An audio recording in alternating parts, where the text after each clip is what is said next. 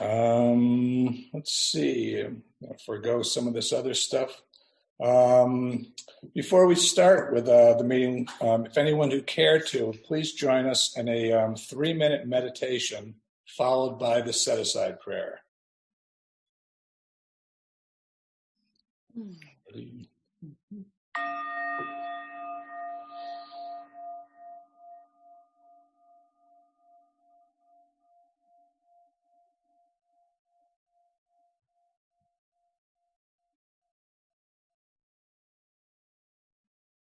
How grateful I am to the program of Alanon and Alcoholics Anonymous, and for just the phenomenal life I get to live not only in my own life, but in getting to know all the people that you get to meet in this absolutely blessed fellowship. I know, Charlie and Katie are people I normally would not mix with, and I'm not even too crazy about doing it today sometimes when I'm with them. But, again, you just develop such wonderful friendships and such fabulous relationships, and your life gets better beyond your wildest dreams.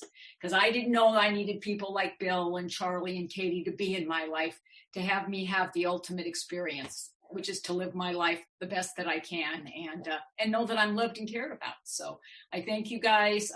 Katie is like my little baby sister. I'm still working on her. She's not done yet, okay? Because if you all know Katie, you know there's still a lot of work to be done. So let's hang in there for her. We all have to stay here for Katie. So, but anyway, it is an honor and a privilege to get to be here. I'm coming up in Alanon in June. It'll be my 40th anniversary in Alanon, and I am especially overwhelmed by that, and especially grateful. I mean, again, when I came to Alanon almost 40 years ago, it'll be 40 years in June, I had no intention of coming for 4 months, let alone, 40 years. My whole idea was just see what they say. I don't really even think it's going to work. I just want a quick fix, and I'm a quick study, and I'm not a joiner. I don't join things. How I am affected by the family disease of alcoholism makes me a person that isolates and figures it out by myself. And it's really important that in Alanon, there is not a slogan that is let's figure it out. Okay. That's really important to know, because that's what my whole game is most of the time, is what can I do to do this and do that? And I still think that very, very often. I am hardwired to just, as soon as something's wrong, to jump in there and try and fix it and take what I think is control. And, and what I have learned in Alanon is about what is my business and what is not my business. Because when I'm living, always trying to fix everything that's going on, I miss the now. And I am so grateful, because I've learned a lot of valuable things going to lots of open meetings of Alcoholics Anonymous. And I think one of the most valuable is about living in the now, in the moment. What is going on right now? Because this is where God is. This is where God is, in the moment. And it's really important for me to remember that on a daily basis. Anyway, I'm just going to run through the story. I'm the oldest of 4 kids, and my dad was a master sergeant in the Army. And my dad was also an alcoholic, but I didn't know that. It's not like you're born and you get a brochure and it says, hey, your dad's a drunk, and this is going to explain a lot of stuff that's going on in your house. Didn't get that brochure. And so what I grew up with, because we always lived with other military families and a lot of military, in housing and stuff, was that lots of dads got drunk. That's just what dads did. That was my interpretation as a little kid. Dads just get drunk. They yell at you. They scream at you. They hit you. Sometimes the MPs come. Sometimes they don't. And that's just what happens day after day after day after day. And my dad pretty much ran our family like he ran the Army. He treated us just like we were in the Army. We had little Army bunk beds. We had footlockers at the end of our bed. We stored our gear in those footlockers. And my dad would do room inspection once a week. And I remember as a little kid standing at the end of that bed waiting for him to salute me. And he'd pop a quarter on my bed and run his fingers over, to make sure I dusted everything properly and all of that. And I really enjoyed it. I like that part. And that's kind of where I learned early on. Just do what the Sarge tells you to do. Follow the rules and regulations. Keep your nose clean. Stay out of trouble. And how I was just groomed out of the gate, how I am affected by the disease of alcoholism as a family member. Like I say, my dad was pretty much a fairly violent guy. And again, I'm not sure where that all came from or what that was all about. I remember as a little kid, sometimes I used to wonder, I'd wonder why someone would go to all the trouble to marry someone and then have kids just to yell and scream and hit them and make them feel bad about who they were. I never understood why he went to all that problem, since, we were always such a heartache to him and always such a disappointment to him. But again, the family disease of alcoholism, just the things that I was learning as I was exposed to it, that I know became just defensive mechanisms for me. And when I was new in Alanon, I went to lots of open meetings of Alcoholics Anonymous. I'm so grateful that I did. My sponsor was real big on that. She was, she says in our Alanon literature that you should learn all you can about the disease of alcoholism. And I know no better place to learn that than in either going to an open meeting of Alcoholics Anonymous or reading the Big Book of AA, and I'm a big reader of the Big Book of Alcoholics Anonymous. Basically, I tell all the new people I sponsor, you have to read it. It's the owner's manual. If you're going to have an alcoholic of your own, you got to know this is how they work. This is where the thinking process is. It's really, really important to know that. I remember when Butch got sober and he gave me the Big Book to read. Oh my gosh, when I read the chapter to wives, I was like, gag me with a spoon, chapter to wives, how it works. You get them sober and then you have to kiss their butt the rest of their life. That's what I read in chapter 5. So, I didn't get a good start with the Big Book of Alcoholics Anonymous. But again, one more time, my interpretation, one more time, something I am not going to respond to or look at or look from a different perspective. How, I was just really, really sick when my husband got sober in AA. But anyway, I went to lots of open meetings of Alcoholics Anonymous. And I remember one of the very, very first AA meetings that I went to. And the AA speaker that night, he described alcoholism, the family disease, as having a rhinoceros in your living room, but everybody pretends it's a coffee table. And boy, if I have to describe the house that I grew up in, that's the house that I grew up in. Because my mom would know when my dad was going to blow, and she could never say to us kids, hey, don't let anybody talk or do anything, your dad's going to blow. So my mom would speak to us facially. And if you grew up in an alcoholic home, you know that verbal communication is one of the first things that goes out the window. But when your mom is looking at you and she's doing the big eyes thing and shaking her head and looking down and all that, every kid in the house knows what that means. That's just red alert. Don't do anything. But if you have an alcoholic that's going to blow, nothing was going to stop that from happening. And so there'd be some minor infraction, someone might spill some milk or even scrape a knife on a plate. And my dad would go ballistic and dinner would go flying and we'd all get a beating and we'd all have to go to bed. And I remember the next morning creeping down the hallway to go in the kitchen to have breakfast before I went to school. And my dad would be at the table drinking his breakfast beer. And you walk in there and no one ever said, gee whiz, Dad, what was that about last night, Dad? Gee whiz, how come you had to hit everybody? How come you had to break everything? Because in our house, the rhinoceros just went back to being a coffee table again. And you hope today would be different. And to me, that's really the kind of the battle cry for every family affected by the disease of alcoholism is you hope today will be different because you don't have anything else. You have nothing else to hang on to. And we never discussed things that went on in my house. Absolutely, positively nothing. I'm just going to fast forward here a little bit and tell you that my dad ended up dying when he was 55 years old. He died the death that they talk about in the Big Book of Alcoholics Anonymous, total insanity and death. My dad was tied down. I can't even tell you the last words my dad said to me because they were just awful, vile, vulgar, a lot of cursing. And I always say the last words my dad said to me, when in reality, what I know today is what I heard were not the last words my father said to me as much as those were the last words my dad's alcoholism said to me. Because one more time now, looking back, I think about my dad and he was a big, big guy. Well, to me, he was a big, big guy. He always was, but he was over 6 foot tall. And, but laying in that bed, if he was 130, 40 pounds at the moment, all yellow, his eyes sunk in his head, and before alcoholism took the life of yet one more person, it spit out the last ugly words it could to the family, because that's the family disease of alcoholism. And at that point, my mom had long since divorced my dad, and I'm the oldest, so I had the power of attorney for all of his medical and all of that stuff. And my sisters and I were out in the hallway, and I remember the doctor coming out to tell us that my dad had died. And I'd like to tell you we were sad, we were not, my sisters and I were like, ding dong, the witch is dead, da, da, da. And again, I don't tell you this story because I'm proud of it. I tell you this story because this is how my family was affected by the disease of alcoholism. Because my family was affected in a way that we thought that, once my dad was dead, then the reign of terror was over.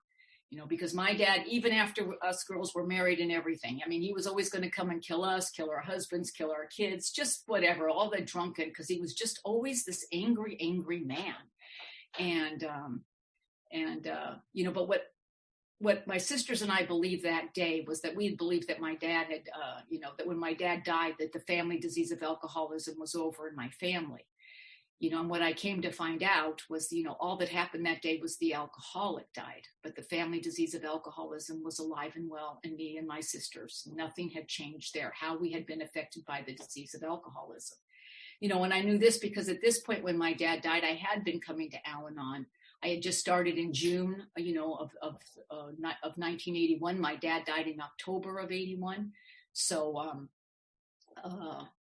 I had been coming to Alanon, but for a very few short months. I certainly wasn't loving, forgiving, understanding. There was no compassion. There was no understanding. I was still very much new in Alanon, still very much saying why it wouldn't work for me, why this doesn't apply to me, why my case is different. I don't know that Al-Anon's newcomers are too much different, from alcoholics that are newcomers. I mean, you might come in a little bit surrendered, but boy, the minute I get a little bit of knowledge, I'm going to turn it around and use it against you and why this doesn't apply to me and why I don't have to do these things. And that's about the state that I was in. Though I did have a sponsor, I was working the steps, if you could call it that, but I was doing the best that I could at the time. So anyway, what would happen was, because I believed my dad was dead, I believed that stuff was over. But my dad was he was just this really tough guy. I mean, and he was very, very verbally abusive. And if he could embarrass and humiliate you in front of friends or any place, he never missed an opportunity to do that. And so now my dad is dead and I'm at a store. And boy, if someone talks to me with just a little bit of tone in their voice, boy, the back of the hair on my neck goes up and I just get so angry. And I don't know about you guys, but when I am angry and pissed off, I like to take that home and share it with my husband and my children and the people that I love and care about the most, because isn't that the family disease of alcoholism?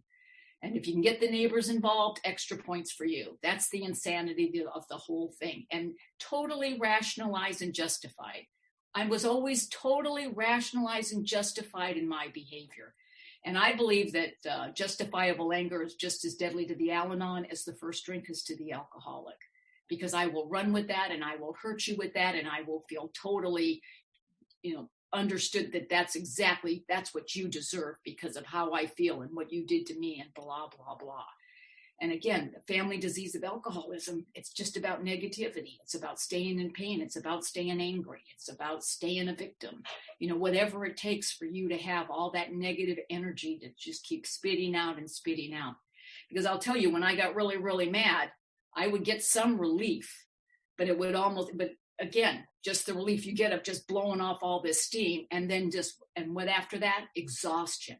Feeling terrible about myself, terrible about what I did, and then falling into that same cycle again, starting out with this justifiable anger and why it's okay for me to do these things and be the crazy lunatic woman that I was. And I remember going to my sponsor and telling her, boy, I'm, out again one more time. My big cop out every time is Al-Anon doesn't work. God doesn't care about me. This is all BS. I'm doing the steps and I'm still doing this.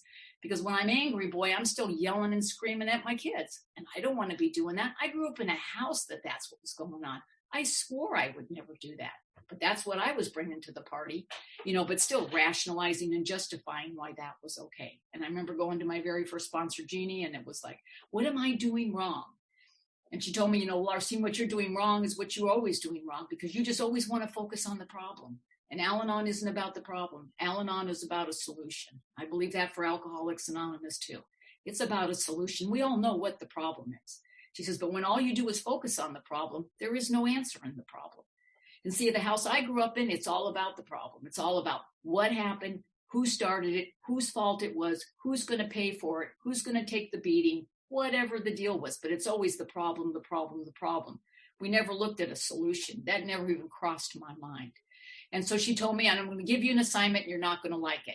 And my sponsor always said, and you're not going to like it, because I have never liked one weenie thing they have ever told me to do in Alanon, because it just seems like the stupidest stuff you've ever heard.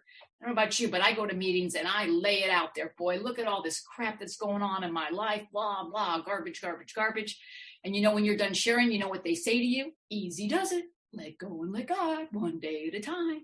And I'm just thinking, geez, really, that's what you guys got for me? Because I tell you what I'm thinking, my problems are so big, you guys don't even have anything for me. You just have to throw this stupid little sayings at me, but in reality, what I got to learn, being in this program for a while, is that, again, how I am affected by the disease of alcoholism. How I'm affected by the disease of alcoholism, the family disease of alcoholism for me is like a giant magnifying glass.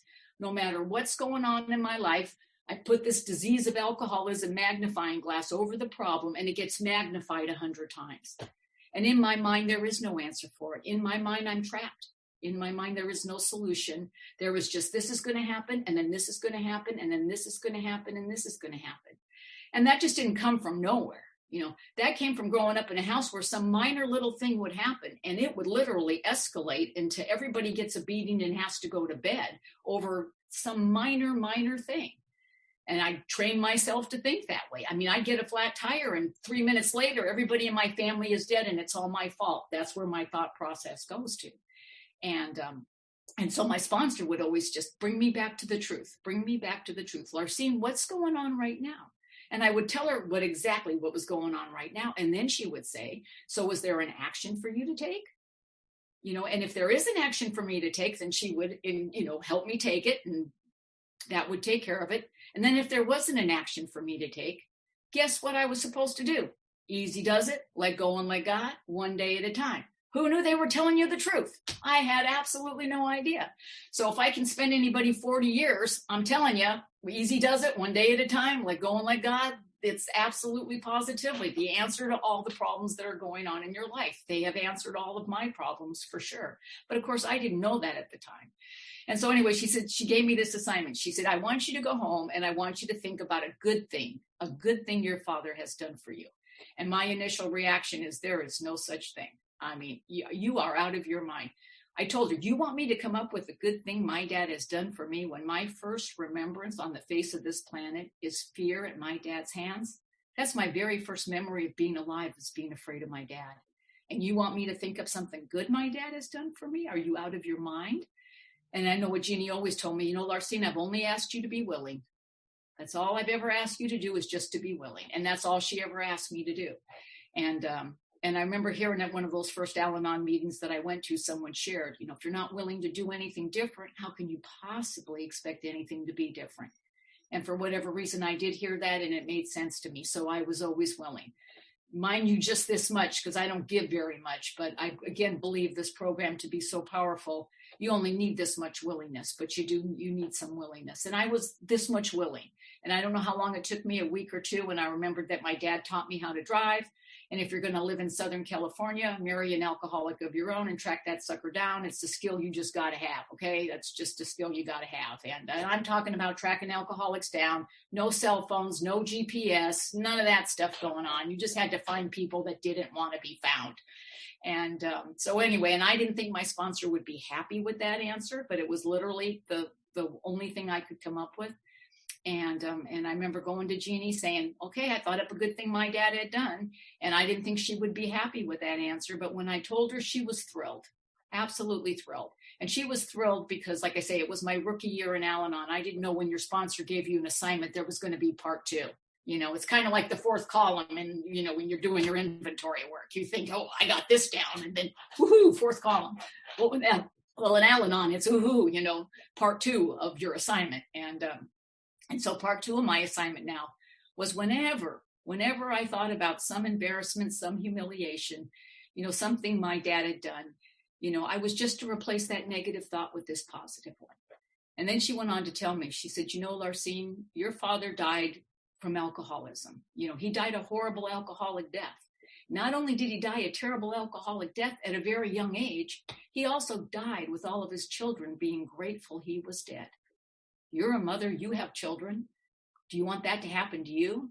Do you really believe that your dad wanted that to happen to him? Or can you just accept that he was a very, very sick alcoholic? And not only did he pay the price of his life, he also paid the price of dying with all of his children being grateful he was dead. And do you really need to punish anybody more than that?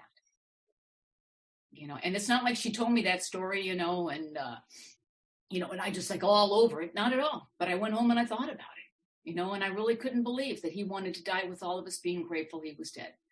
The other thing she said to me is, could I accept the fact that maybe he'd love me as much as his alcoholism would allow him to? And then, when I started doing that, guess what? I thought of a second thing my dad had done. I thought of a third thing my dad had done. Because what I know is the family disease of alcoholism doesn't ever want me to see anything good that's going on there. Absolutely nothing. But again, one more time, attitude is everything here. Applying the steps, applying the program to the things that are going on in my life, working on a solution instead of a problem,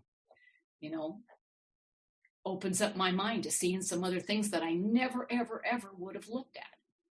And I don't mean to say that I grew up with this hellacious dad who beat us pretty regularly, made us feel bad about being girls, just humiliated us at any opportunity that he got. And I always tell alcoholics, boy, if you've ever had a drunken dad show up at a school function when you're getting an award, then I am here to tell you that pitiful and incomprehensible demoralization isn't just reserved for the alcoholic.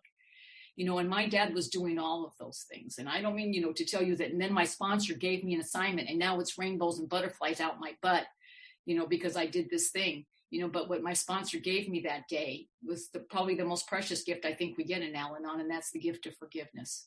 And it says in our Alanon literature that forgiveness is no favor. We do it for nobody but ourselves. And see, I thought if I forgave my dad, I was letting him off the hook, and I wasn't going to let him off the hook because it wasn't right. Wasn't right. And Alanon has never told me that it was right. Alanon has just ever told me that's the way it is. Now, what are you going to do with it? One more time, you can look at the problem till the cows come home, or we can offer you a solution so you can live happy, joyous, and free. Because see, that's what happened that's what exactly happened to me. When I forgave my dad, I get what I always get in Alanon day after day after day. I get the shot at a good life. And that's what Alanon gives me, but I'm the one that's got to take the shot. Here are the steps you can take. Here are the things that you can do. If you want to live happy, joyous, and free. Because living with hate, living with resentment, living with justifiable anger brought me no joy, gave me no peace, gave me no end. And so I am forever grateful to my sponsor. And it's not like, I got pictures of my dad all over the house or something. I got one picture of my dad in the closet. Okay. That's where he is right now. I don't know if he's ever going to make it out of the closet, but that's where he is right now. And when I think about it, so I just get sad. I just get sad that he didn't get to know his grandkids, that he didn't get to know sobriety, because one of the most amazing things that's happened to me in Alcoholics Anonymous and going to open meetings is I've met guys like my dad, and it's amazing to see the transformation that gets to happen to them. And I'm sorry that it didn't get to happen for my dad, but I'm not going to hate him for it anymore. I'm just going to know that he did the best he could. He did as well as his alcoholism would allow him to, and I'm going to let it go. But anyway, needless to say, my dad had a lot of rules and regulations about dating. It was super, super hard. And we used to have to bring these weenie guys home, and my dad would give them the Master Sergeant drill. Where are you going? What time are you going to be back? And then he would tell them what part of their anatomy he would remove if we weren't returned in the virginal condition of which we left the house in the first place. And, my dad's a pretty intimidating guy, but the fact that he always either had a hand grenade or a handgun in his hand never helped matters either. But again, that may seem bizarre, but not in our house. It wasn't bizarre, and this is where in Alanon, we talk about how we become sick too, because this is what happens when you grow up in bizarre and crazy. I have to make it be okay. And that's when unacceptable behavior gets acceptable. Things I know shouldn't be going on aren't going on, but there's not anything I can do about it. So that's okay. It was always okay for my dad to have a hand grenade. I didn't even blink an eye to watch him walk around with it, because he was always going to blow up the mailman or the Helms Bakery guy or the neighbor or whoever he was pissed off that day. He never did, but that's just the stuff that went on in our house day after day after day, and how I get afflicted with the disease of alcoholism. But when I was 17, I met my husband. I should have known there was something wrong with him right away, because my dad liked him, and that had never ever happened before. And then Butch was several years older than me. I was 17. He was like 24, married, back living with his mom and dad. He didn't wear underwear, which I think is a definite clue that you are an alcoholic. Okay. I think it should be in Alanon literature and save a lot of, diagnosing. But anyway, most of you know it's true. There's always some people that want to argue with me, but whatever. The majority of it, no underwear, alcoholic, you can kind of count on it. So, but we went on this first date and we were with this other couple. And I remember Butch stopped at a liquor store and he'd asked me what I'd like to drink. But I tell you, I am the sergeant's daughter. I am rule and regulation bound. And I don't drink because it's against the law to drink. And I proceed to tell Butch the drinking laws in the state of California, because obviously he doesn't know that. And I know he heard that day what he still hears this day when he doesn't want to hear what I'm saying. He hears blah, blah, blah, blah, blah. When he went in and got a gallon of Red Mountain wine, if nothing else to impress me with his wine knowledge, what do I know? And we went back to his house to go play this game. It's called Pass Out. I don't know if you guys have ever heard of it. Legitimate board game. You can still get it on eBay. But this is a drinking game. Okay. So, and I don't drink, but there's another much more supreme law in my head, and that's I must win every game I play. I mean, I am Army raised. We do not lose. We do not surrender. You use whatever methods you need to win, but you will win. And I'm here to tell you, that competition and that level of, I will not lose has served me well in many, many areas. But again, what I've got to learn here too is those things can also become a defect of character. And I'm here to tell you, when you have a 4-year-old granddaughter and you're trying to beat the pants off a 4-year-old that shoots and ladders because you can't stand to lose, that's a character defect that needs to be worked on, because again, I have taken it beyond where it should go. I'm working on it. She's 14 now. So now I really have to work hard to beat her. But at any rate, we played this god-awful game, and I drank this half a glass of wine, awful stuff, and I choked it down, and I won the game, and that's what that was all about. But guess who drank all the rest of the wine? Now, I want you to know at this point, boy, I am 17 years old. I know my dad's a drunk. You can cut the hate in my house that I'm growing up in with a knife. I can't wait to get out of there. I cannot wait. And I got the plan. The plan is I'm going to marry somebody. He's going to love me. I was desperate for that, and I'm going to love him, because that wasn't what was going on in my house. I knew that didn't work. We were going to get married. We were going to have nothing but girl children, and he wasn't going to drink, because I know my dad's a drunk. Okay. I'm not doing that again. And yet here I go out with this guy who is very drunk at this point. And what I still remember about that night to this day is what a great time I had. He was so much fun. He made me feel so comfortable. I just never had so much fun in my whole life. Now, in my own defense, you got to know up into this point, I'm only going out with 17-year-olds like myself. My idea of a hot date's a science experiment or a math equation to figure out. And now I go out with Butch. He's a hippie, long hair, beard, the whole thing, older guy. And again, what a great time I had. And after he's drunk, and I'm thinking, I'm marrying this guy. This is already, it's clicking.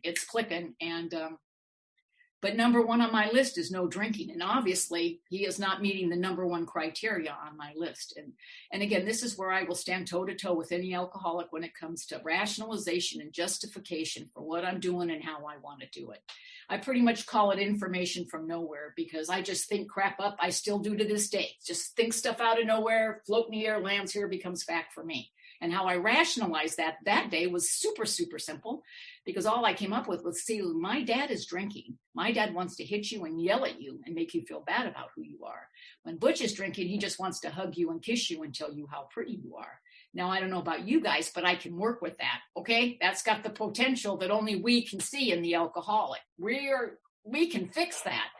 And what ended up happening is, I started dating Butch, and we dated exclusively from that point on. Not easy for me to date Butch because he couldn't remember my name, but you can't let a little thing like that stop you from going out with an alcoholic, right? That should be the hardest point. He'd call me Lorraine, Lucerne, all kinds of crap. And he knows my name now, though, pretty good. But anyway, I always like to tell this story about my name, because it's another healing thing with my dad that I really wasn't expecting. And, again, fast forward, my dad's dead. I'm in Alanon a while. I was first born, and I wasn't a boy. And this is the story my dad would always tell me. You were supposed to be named Lawrence Edmund Wells Jr. I had no name picked out for a girl. I can't tell you, you broke my heart when you were born because you weren't a boy. This would be this long, sappy story. But he says, because you were firstborn, though I named you Larcine, which is the name of a town in Scotland. And to know my dad is to know how proud he was of his Scottish heritage. I mean, there's just absolutely no doubt about that. And so he's always told me to be proud of it, and I always have been. Fast forward, he's dead. I get curious about Larcine, Scotland. So I go to the library, look it up. I can find nothing. So I go to the reference librarian. And she goes, well, what do you know? It's the name of a town in Scotland. That's all I got. She says, come back in 2 weeks. We'll see what we can find out. I remember going back there, and I still remember to this day her handing me the manila envelope, and I took out this white piece of paper, and this is what it said: no such place as Larcine, Scotland. And I am nuts. Okay, I'm in Alanon now a while, but I don't care, because I'm right back to Alanon doesn't work. God isn't there for me. This sucks. Every time I don't get my way, boy, and that's where I go, because I'll come off as really, really angry and really, really pissed, but I'm going to tell you, what's the bottom line for me is that I am really, really hurt. And I'd much rather you see me angry and pissed off and be afraid to come near me than see me hurt, because I learned in the Army, you don't show people when you're hurt. That is against the rules, but you show people when you're angry and they'll stay away. And again, I'm in Alanon several years at this point, working this program to the best of my ability. To this day, I am still shocked at how quickly I can get angry and those feelings can come back up. But the application of the 12 steps is outlined in the big book of Alcoholics Anonymous is my solution. And as long as I go to that solution, I'm going to be okay. But the minute I go back to the old way of thinking and the justifiable anger, boy, I am all over it again. And I was really super, super angry about it. And I was going to change my name, bite me, Dad. This is how pissed I am about this. And then this one particular night, I happened to be at my husband's big AA speaker meeting, and this AA friend of ours walked up to me and he said, Larcine, you're not going to believe this, but I found out that Larcine is a Scottish word. I am like, you are kidding me. He goes, no, it is Scottish for father was drunk when daughter was born, so daughter got a weird name. Now, I knew the minute he told me that was not a true answer. But what he went on to tell me is he said, Larcine, I am an alcoholic like I believe your dad was an alcoholic. I don't believe, he goes, I don't know how drunk he was, if he read it wrong, if he spelt it wrong. I don't know what the heck he did. He goes, but I am here to tell you that I do believe that your dad believed when he named you Larcine, it was the name of a town in Scotland. And just because it's not wrapped the way that you want it to be wrapped, is it any less of a gift? And it's not like I bit on that one right away either, but I went home that night and I prayed about it and thought about it. And there was no way I could believe that my dad would go to that much trouble to name me Larcine for me to find out that it meant absolutely nothing just so he could hurt me after he was dead. I don't. Left to my own devices, I'll believe that. That's why, again, when we reason things out with someone else, this is what happens to me. Attitude is absolutely everything to me. I'm thinking of it a certain way, but when I take it to you, you just show me a different way to look at it, and everything changes for me. And guess what? I get the shot at a good life if I want to have the shot at a good life. And so now I'm here to tell you my name means absolutely nothing, but I take it to you, and now to me it means absolutely everything. And now I have it on my license plate, 7 letters, it fits perfect, Larcine, and several years back, which got me license plate holders that say it's the name of a town in Scotland. So, just in case you were wondering. And I have literally had 2 complete strangers come up to me and tell me they've been there. So, you can't even make this stuff up because this is how real life is, But anyway, getting back to him, what ended up happening is after we dated for a few years, I was 19, I got pregnant with our first son, Bill. And I thought when our life got really, really bad behind the drinking, it was because God was punishing me, because now I'd broken the big rule and the big regulation above. I had to be in Alanon a while before someone said to me, Larcine, because I used to love to tell that story, how God was punishing me. And they would say, Larcine, if you're going to screw around and not use any birth control, you might just get pregnant, just a fact of life. See, one time, you bring your stuff to the meeting and somebody is going to shine the ray of truth upon it. And it's going to blow all that stuff right out of the water. And I needed it to be blown right out of the water, because those are the lies I was living it, that I was basing my life on, and then wondering why my life was the piece of crap that it was. And always, Alanon doesn't work. God isn't there for me. At the first sign of things not going my way. It takes a while. This is definitely a process that we all have to go through. And so anyway, but I want you to know, when Butch and I got married, having our son was definitely the driving force behind that. But I also want you to know that when we got married in a church in front of a minister. And I believe that Butch and I were as sincere as any two people are when they get married. We wanted to love each other and take care of each other and cherish each other and do all of those things. But what he didn't know and what I didn't know was it wasn't just Butch and Larcine that got married that day. It was also the family disease of alcoholism. And I'm here to tell you the family disease of alcoholism doesn't love or cherish anything or anybody. It means to tear your family apart. And I have found out from my own experience that it'll tear your family apart through the alcoholic for sure, but it'll equally do so, if not more so, through the family member as well. How I am affected by the disease of alcoholism. You know, and our life got really, really bad in a big, big hurry, really, really, really fast. And I remember that, you know, up until that point, I'd never talked to Butch about his drinking and drug use. But the day after we got married, I sat that guy in the kitchen chair and I told him the rules and regulations of the marriage. And this is how it's going down, buddy. Babysitter once a month. That's it. Otherwise, you're coming home, you're working, you're making your paycheck, you're giving me the money. Do you understand? And I remember him being in the chair and his head just going up and down, which I took as affirmative. But I know today he was just so drunk and loaded. His head was just doing the bebop thing. And I know this because day 3 of our marriage, he does not come home all night long. This is a huge violation of the rules and regulations I have sat down. He jokes that I talk as fast as I do because I only had so much time from when he came home to when he passed out for me to tell him everything it was that I had to tell him, because by God, he was going to hear it. Because that's the house I grew up in. The person who yells the loudest, the person who's the most violent, you're the winner. You know, not good stuff to bring to a marriage. We had a little baby while all this was going on. I mean, and I watched it all slip through my fingers. And with just a few short months, I was like, how did this happen to me? I'm a smart girl. How is this happening to me? I couldn't believe it. Just absolute shock. So all I do is push harder because that's all I know how to do. And, you know, somewhere in all that insanity, I went to my first Alanon meeting, and I'd gone to school with this girl. Her dad was in Alanon. He took me to a meeting, great literature, but not the piece of literature I want, which is how to get him to stop drinking and do what you want him to do, because that's all I'm interested in. Yet when I was sitting in that front row, you know, they said, Larcine, do you want your life to be different? Oh my God, do I want my life to be different? Larcine, what are you willing to do about it? Nothing, because it's not my fault. You fix him, I'll be okay. My rationalization and justification all the time. You know, and then, you know, Butch is back to drinking again. You know, by now we have a couple of kids. And I remember we were going to have a family reunion, his family reunion. I made him raise his right hand and promise me he would be sober that day. And he raised his hand and promised to be, because he meant to be. But that day came, and guess who's so drunk and so loaded we can't go. And I am just pissed. Boy, I just know how to get mad real quick right now. And I'm here to tell you, my husband's a blackout drinker, but no matter how blacked out or drunk he's been, he's never raised a hand to hit me, because he's not that guy. But that day I was poking him in the chest and I was egging him to hit me, because that's all I know how to do is push harder, be angrier, scream some more. And I remember all of a sudden our boys were little, maybe 5 and 3 at that point, and they're standing on either side of me and they were crying, big tears coming down their face. Mommy, please stop yelling at Daddy. I would like to tell you I had a moment of clarity then, but I did not. What I started doing was I started screaming at those little kids. How dare they tell me to stop yelling at their dad when their dad's the reason our life is the piece of crap that it is. And by the time I get done screaming at these little kids, I watch my drunken husband walk out the front door. And I, the sober mother, say, where do you think you're going? And the drunk dad turns to the sober mom and says, I'm leaving because we're upsetting the kids. And believe you me, I don't tell you this story because I'm proud of it. I tell you the story because this is where the family disease of alcoholism took me. And I don't even know it. I think I'm the good guy. I'm convinced of it.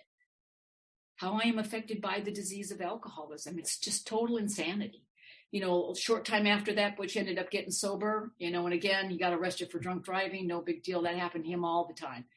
You know, but this particular one is the one that got him sober. He went in a hospital program that they just started. And when he went in the hospital program, they didn't do no family, nothing. They just said, you should go to a Alanon meeting. And I'm a rule follower. So I went back to that meeting I'd been to about 1.5 years before, raised my head, said, hey, I was here 1.5 years ago when I asked you how to get my husband sober and you didn't tell me. And I am not going to tell you how I got him sober now, because I was sure it was something I had did just because I hung in there, right? And you know what they said to me at that meeting? They said, keep coming back. Because I am here to tell you from my own personal experience, whether you are in an AA meeting or an Alanon meeting, when you share a bunch of BS bull crapola, they tell you to keep coming back because that is your only hope. They got nothing for you until your head pops out of your butt. I'm just telling you. And so as much as I'm enjoying the whole Zoom thing and how we're doing that now, I mean, it is what it is. But the one thing I miss about the in-person meetings is getting to hear that wonderful pop sound that you can hear sometimes at a meeting. It's the best sound in the universe and again, you fills your heart. You see somebody get it. It's not about them. They're not doing it at me. It's me. What am I doing with what I have? It's my attitude. I'm the one that gets the shot at a good life. But I'm here to tell you, when I pin all my happiness on my husband, which I did, I set him up for failure. I set me up for failure. Even today, he's sober, going to be 42 years. But when I pin what's going on with him, if that's going to make me happy or not, I put us both up for failure. How grateful I am to have learned, that happiness is an inside job. And so anyway, Butch was sober almost 2 years. And what ended up happening for me is, I always thought when Butch was sober, that would fix me. He's a good husband. He's a good provider. He's not drinking. 2 years into my husband's sobriety, I'm as pissed as I've ever been in my life. And nobody was more shocked about that than that. And I had a revelation one day, when I was just really quickly, I'm very task oriented. The motto in my house is there is no fun until the chores are done. And it's still kind of the motto here, but I'm working on it for a long time now, obviously. But I was doing laundry that day and I hear Butch and the boys in the living room just cracking up, having a great time. And I come in the living room and guess what? Dead silence, because that's my gift to this family. I suck the joy right out of the room. And I remember going through that living room and hearing God's voice in my head as clear as a bell. And what I heard God tell me is, you've become your dad. And even though I was an alcoholic like my dad, boy, I was trying to run that family with an iron fist, so afraid they'd slip through my fingers. And I don't think God gives you a message that he doesn't give you a solution. Because the next thing I heard is, this is who you are supposed to be. And that's when I started coming to Alanon for all the best reasons in the world. And that was for me, because I didn't need to get an alcoholic sober or keep him sober. He was 2 years sober at that point. I was sick and tired because I was sick and tired. And then the journey, I mean, it's just been absolute. I can't say enough about sponsorship and what sponsorship has done for me. My very first sponsor, the first time I used her as a sponsor, I remember Butch had a dead battery and it pissed, and he asked me to help him. And so I jumped his battery and then he ran out of gas. And then he started yelling because that made him mad. And so when he started yelling, I do what I always do. I started yelling right back at him. He stormed off to work. I went upstairs, called my sponsor, and reported his behavior, because I am good at reporting people's behavior. Okay. Again, when you don't look at you and you're always looking at other people, there's so many people to report. And I remember when I got done telling her, she told me to never call her again and start a conversation with what Butch said or did, because she wasn't Butch's sponsor. She was my sponsor. And for what I said or did, it was unkind and unnecessary, and I owed him an amends. And I don't put things off. The minute he walked in the door that night, I marched right up to him and I told him, I'm sorry I let your shitty attitude affect me the way that it did, and I'll try and do better in the future. Now, I know that may not be the best amends you've ever heard, but I swear to this day, I don't know that I've ever made a better amends in my life, because it was the first time I was ever willing to take direction from a sponsor who had nothing but my best interest at heart, who made me swallow my pride, swallow my ego, take responsibility for what came out of my mouth. And then guess what? There's a solution there. I got to feel good about myself. Now, I'm much better at it now. I don't say what you're at, or my favorite thing to say is, if that hurt your feelings, so making it somehow your responsibility yet once again, work in progress all the time. That's why I'm a very difficult person to sponsor. You can talk to my sponsor now. She'll tell you it's a lot of work, but how grateful I am to the people that have been able, been there and been able to do that for me. With the last few minutes, I want to talk about my son, Earl.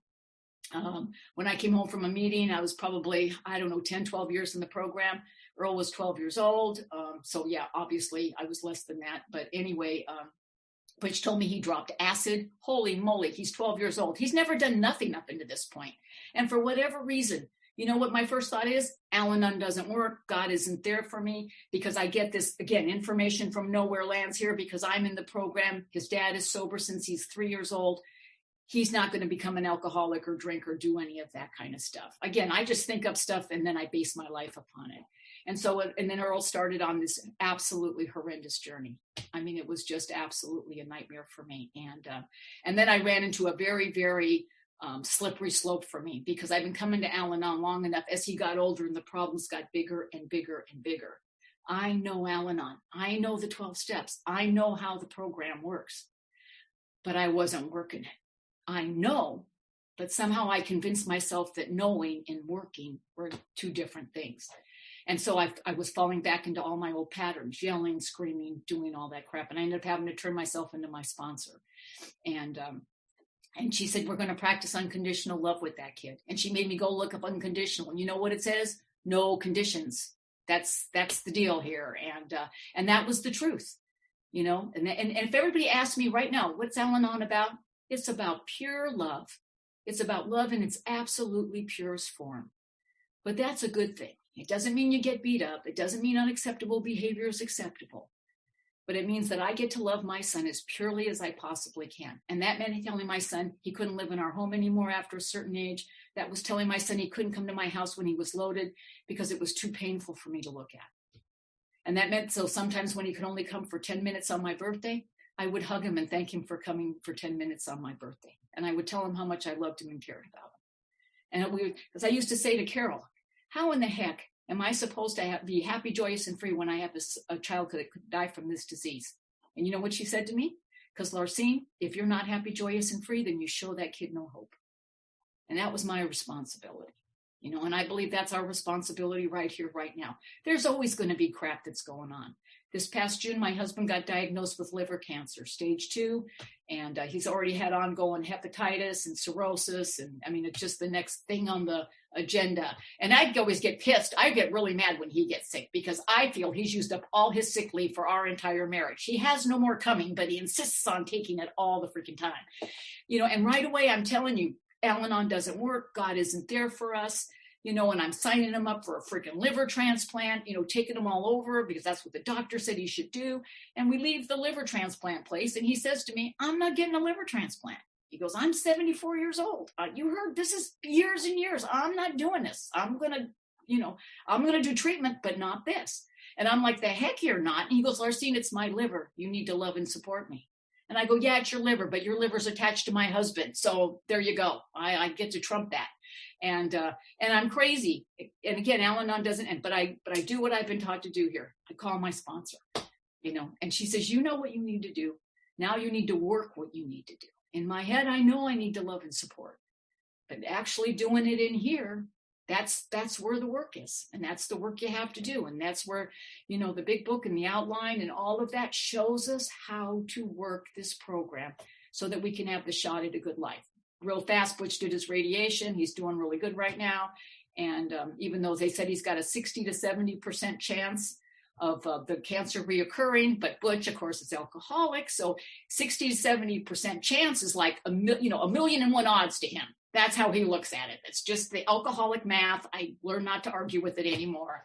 I just, you know, and what I'm going to tell you right here, right now, is right now he's in the living room doing whatever he's doing, happy, joyous, and free.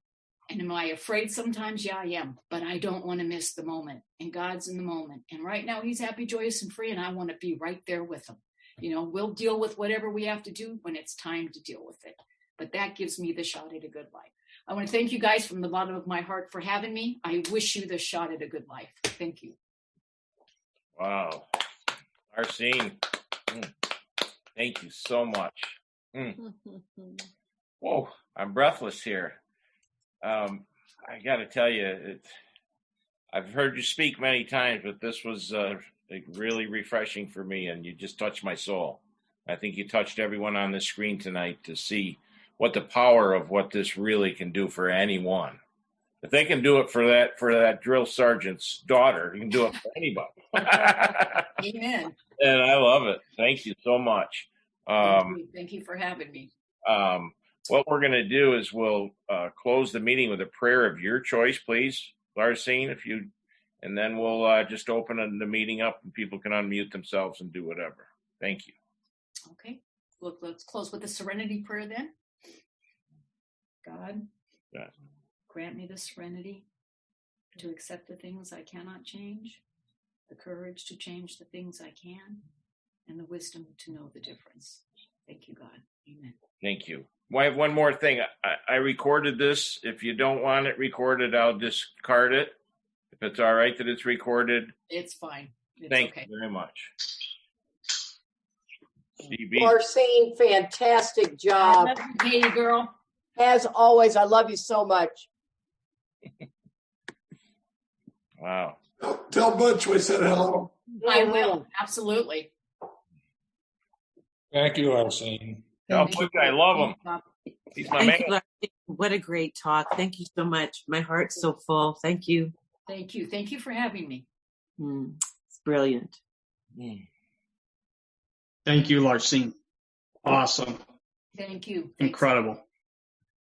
Thank you, Larcine. Thanks for coming and sharing with It's us. a program that's incredible. That's where the incredible lies. And it's available, like I say, I know we always say, but for the grace of God. I think it's but for the acceptance of God's grace, because God's grace is there forever. It's just whether or not you accept that grace in your life.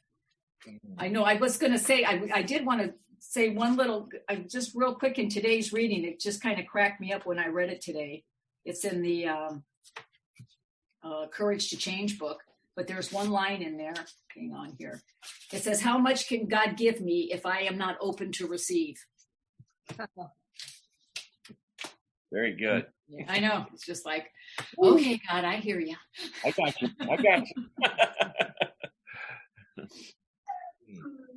Thank you, Larcine.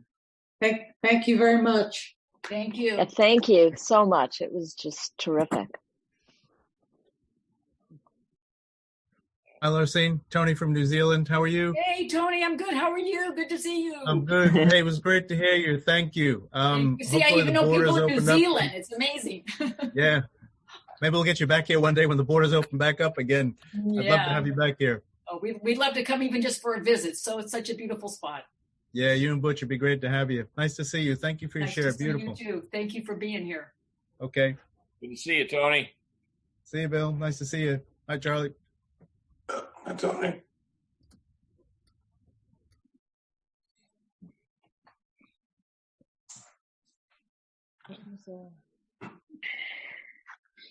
Pretty quiet crowd. What are you all numb? Yeah. No. Steve Alcoholic, Larcine, thank you so much for coming. I walked into the Jersey Shore Roundup about 6 years ago, and you and Charlie and Katie were all there. I was getting a little nostalgic because, my life changed that day. I had I got to listen to you for 3 hours do that family recovery thing that just blew my mind, and it really opened me up to see not about like me and my drinking and how I was going to fix my life, but I got to see how I affected others in my family. And it carries with me to this day. And then Katie came up and just bulldozed me in the side of the head. Charlie came up and knocked down anything that resembled a pin standing up and started me on this path. So thank you guys all for being here. And Larcine, thanks so much. It was such a great message. Thank you. Thanks. Good to see you. Okay, to everyone. Larcine, thank you. Thank you so much for, it was like the last trip I made outside of New York was down to the Kingsport. And that was the last time, we were all down there. It was just a fantastic trip down to Tennessee, and it was like being back there again. I love the story and your willingness to just be so transparent. Just beautiful. Thank you. Thank you. Thank you. Thanks for being here. For speaking. God bless everybody. Okay, I just put my email in the chat. Mm-hmm. For anyone that wants the recording, please send me an email, and I'll see Steve Bourbon will help me figure out how to get it to you. Thank you so much, because I definitely want it. I appreciate that. He's my tech guy, man. He's all over it. Awesome. Have a great night, everybody. We all need a tech guy now. He's the flyer man. He made your flyer, Larcine. That's what I'm just saying. It's all those people that have that talent now, boy. Yeah. Those are the new commitments at the meeting. Absolutely. Yep. The number one saying at the meeting is, "Can you hear me?" Yeah. Can you hear me? Can you hear me? I like that. Are you muted? Well, we got a gentleman down below me here, Ed. This is his first Alanon meeting, Larcine, so he's got a lot to. He's going to have quite an experience. Okay, nice to meet you, Ed. Hope I didn't freak you out too much.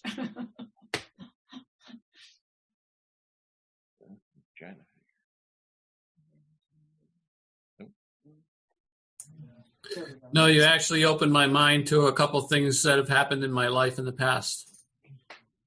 Well, glad you were here. Thank you for being here. Thank you. Good you're here, Ed. He's my Aruba buddy. We hang out in Aruba together. I know. Hopefully, we'll be able to start getting out and about again. Yes. Well, hey, John, you made it. I did. That was a great talk, Larcine. Thank you, I John. can very much relate to whoever was the loudest one. That's exactly how my house was. Whoever was the loudest one. And my wife is also in the program. Her house didn't talk. So I'm always the loudest in my house. Silent, right? And, so there's more work to be done. Right? Yeah. And I'm just, when you said you woke up one day and you were your dad, I've been sober 14 years, and I woke up one day and realized my oldest daughter just told me, Dad, you're my biggest hero, but you say the meanest things to me. Boy, that cut me hard. You know what I mean? So, thank you. Stay in touch, John. You ain't getting rid of me, Bill. We're here every Sunday. We study this book a paragraph at a time. And okay. We've been going since last year, and we have not yet. Where are we, Pollyann? 10. I think we're in two employers or something, right? Yeah. Employers. So we're in slow motion. It's really thorough. We have a lot of fun. Well, thank you, Bill and Polly. And Larcine, I just want to thank you. Your story is so much like mine. I came to Alanon 1991, just filled with so much rage and anger. I had a dad that I'm sure suffered from PTSD in the Army in the war, and yelled and screamed, and I could feel my soul shake inside me. I also, in 2000, put down drugs and alcohol. I also have children, 2 of which were addicts and alcoholics, and that's the biggest gift that I ever learned. It took me, what brought me to my knees to love my son exactly that he was. And I remember just saying that I finally got to the place that he didn't have to get sober, that I could actually love him just as he was. It was me that just put in the chat, and just thinking about Earl and sending you love for your son, Earl. Well, I didn't, but Earl is sober now. Yay! Yeah, he got sober at 36. Yeah. Time ran out, so he didn't get to. I have a son that lives in Chiang Mai, Thailand, and he got sober 20 years ago, and he's still sober, active member of AA, got a great sponsor. Earl just had 7 years this past August. Oh, that's so beautiful. Thanks for sharing that. I'm glad to hear. Miracle. Yeah, I know. Yeah, he's doing. Yeah, but I was the same way. Butch got sober at 32. I thought Earl would get sober at 32 again. I think up shit just to go, hang on to or something. And, and 32 came and went. But when he was 36, and again, he accepted God's grace in his life. That's what got to happen for him, and that's what gets to happen for everybody if you just give it a moment. Yeah. Give it a moment. So I love your story. Love your energy, and just also saying a prayer for Butch. It's just a beautiful story. And that means a lot to him. He's so appreciative of all the prayers. That's why he thinks he only needs radiation and your guys' prayers. Again, alcoholic math. Don't argue. Yeah, alcoholic math. Yeah, no, I agree totally. Well, thank you so much. Prayers are amazing. Yeah. Nice to see you, Bob and Celeste. Yeah, good to see you. Larcine, my name is Tom. Hi, Tom. How are you? Good. I've heard you before on tape. I knew you were good. I knew you were really, really good, but watching it in person is incredible.